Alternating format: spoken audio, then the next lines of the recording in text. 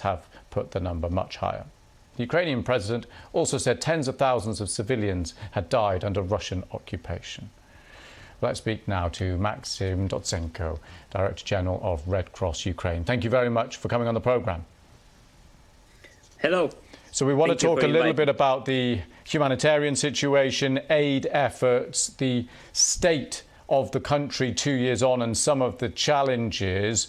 What to you spring out as some of the big challenges right now? You know, there is an understanding that the needs in Ukraine are decreasing. You know, but this is a bit a wrong approach, and this is the biggest challenge for us, because needs still growing, and the range of needs in Ukraine are very different and very wide, from the essential needs in the eastern and southern Ukraine, where the active hostilities are, to more complex development needs and support to IDPs and development of the systems of the country in the western and central parts. And I can say that this is the biggest challenge. The first of all, the growing of the needs, complexity of the needs.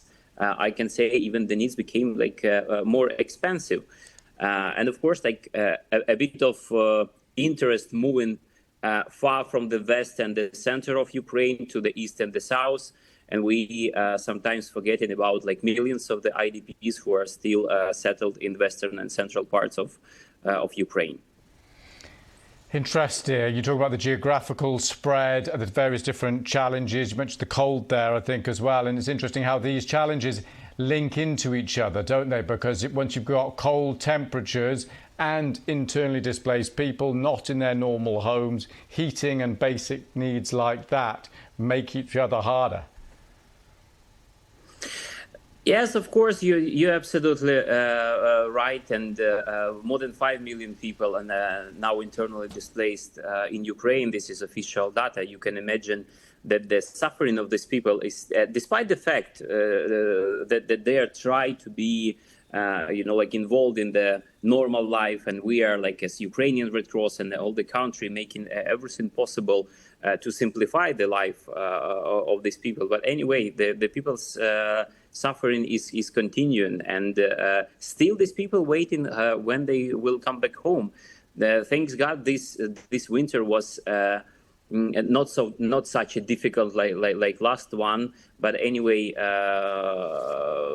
as I said before, the question of the system support, the question of access to the services, to the social services, to the medical services, still there is a problem here in Ukraine, and we are doing everything possible, to keep this track, to make these services a bit closer to the people who are in need.